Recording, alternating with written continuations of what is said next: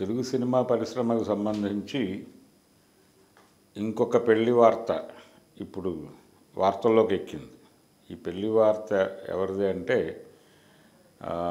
రష్మిక అలాగే విజయ్ దేవరకొండ వీళ్ళిద్దరు నిశ్చితార్థానికి సన్నద్ధం అవుతున్నారు అనేది వార్త.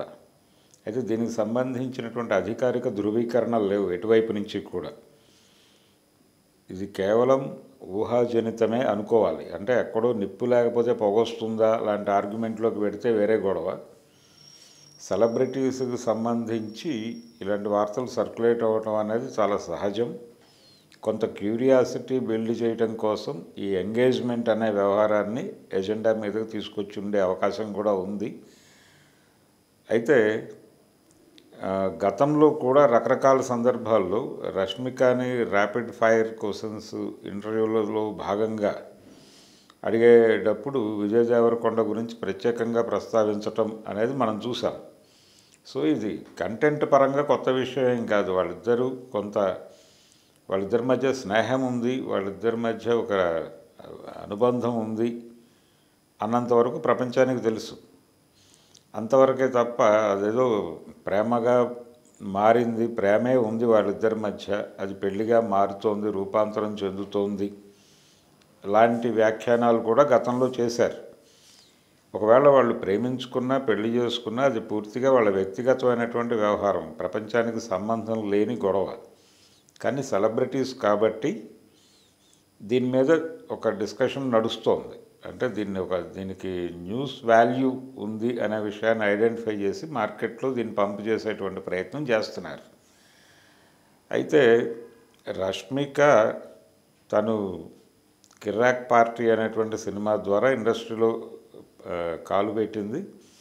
ఆ తర్వాత అదే టైంలో ఆ సినిమా హీరోతో కొంత ప్రేమలోకి వెళ్ళటము 2016 ఆ ప్రాంతాల్లో ఎంగేజ్మెంట్. 16లో సినిమా వచ్చింది, 17లో ఎంగేజ్మెంట్ కూడా అయి తర్వాత ఆ బంధంలో నుంచి బయటకు వచ్చేసింది అనేది అందరికీ తెలిసినటువంటి విషయం. అయితే ఆ తర్వాత తను తెలుగు సినిమాల మీద కేంద్రీకరించడం, తెలుగు సినిమా నుంచి పాన్ ఇండియా మార్కెట్లోకి ఎంటర్ అవ్వటం, ఇప్పుడు నేషనల్ క్రష్గా మారటం. ఈ సందర్భంలో తెలుగులో తను చేసినటువంటి సక్సెస్ఫుల్ మూవీలో గీత గోవిందం ఒకటి.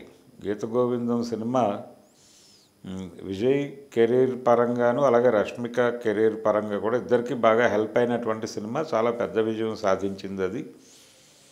ఆ సినిమా తర్వాత పుష్పలోకి వెళ్ళిపోయిన తను, అలాగే మధ్యలో డియర్ కామ్రేడ్ అని ఒక సినిమా కూడా చేశారు వీళ్ళిద్దరూ కలిసి.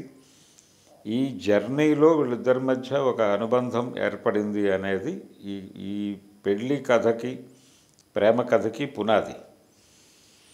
ఈ పునాది మీద కట్టినటువంటి భవంతే ఆ ప్రేమ కావచ్చు, ఈ పెళ్లి కావచ్చు.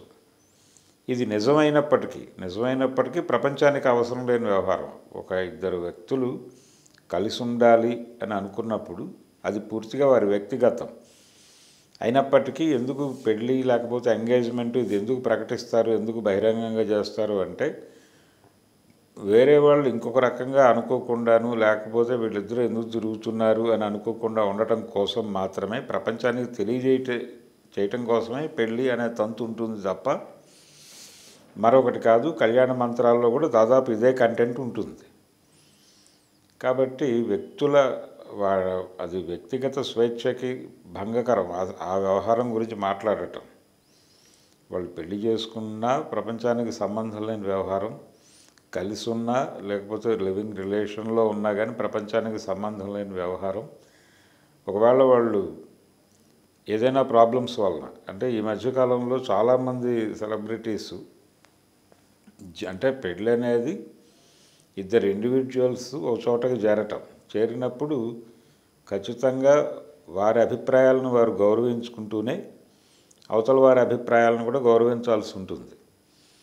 అవతల వారి అభిప్రాయాలను గౌరవించటం ద్వారా తన అభిప్రాయాలను అవతల వాళ్ళు గౌరవించేటువంటి పరిస్థితి తీసుకురావటం అనేది ప్రోగ్రాం.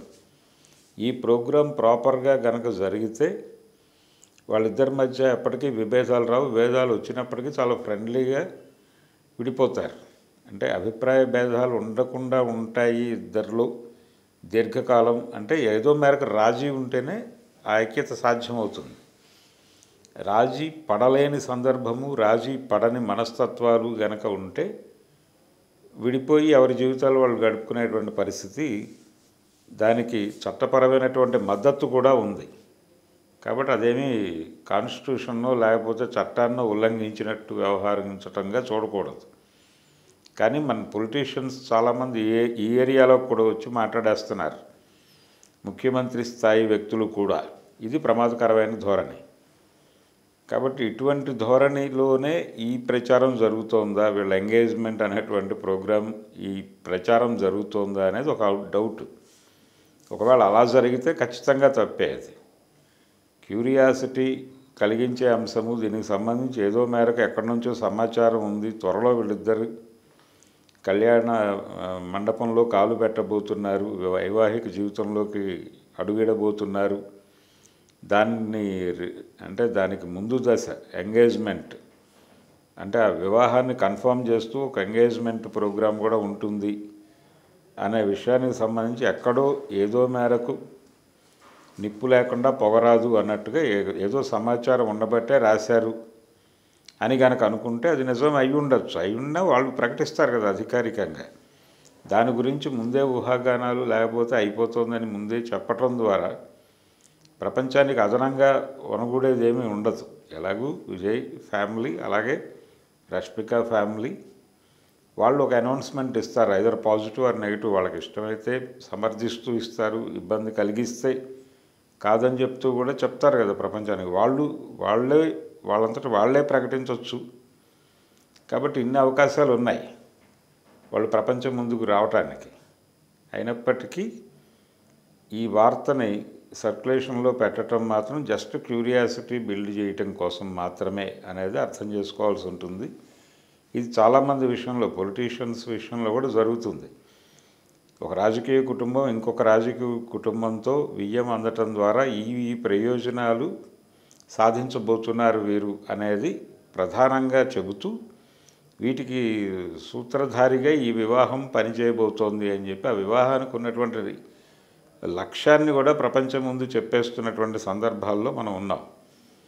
కానీ ఇక్కడ ప్యూర్గా వాళ్ళిద్దరి మధ్య ఒక స్నేహము, ప్రేమ, ఆ ప్రేమపూర్వకమైనటువంటి సంబంధం ఉండుంటే డెఫినెట్గా వాళ్ళిద్దరూ ఒక్కటవటం అనేది ప్రపంచానికి సంబంధం లేని వ్యవహారం మాత్రమే కాదు, హర్షించదగ్గ విషయం కూడా. చూద్దాం ఏం జరుగుతుందో. అధికార ప్రకటన వచ్చిన తర్వాత అప్పుడు మాట్లాడుకోవటం బెటర్, కానీ ఇప్పుడు దాని మీద ఊహాగానాలు చేయటం అనవసరం. మరిన్ని వీడియోస్ కోసం ఛానల్ ని సబ్స్క్రైబ్ చేయండి, లేటెస్ట్ అప్డేట్స్ కోసం వాట్సాప్ ఛానల్ ని ఫాలో చేయండి, అండ్ లింక్ డిస్క్రిప్షన్ లో ఉంది.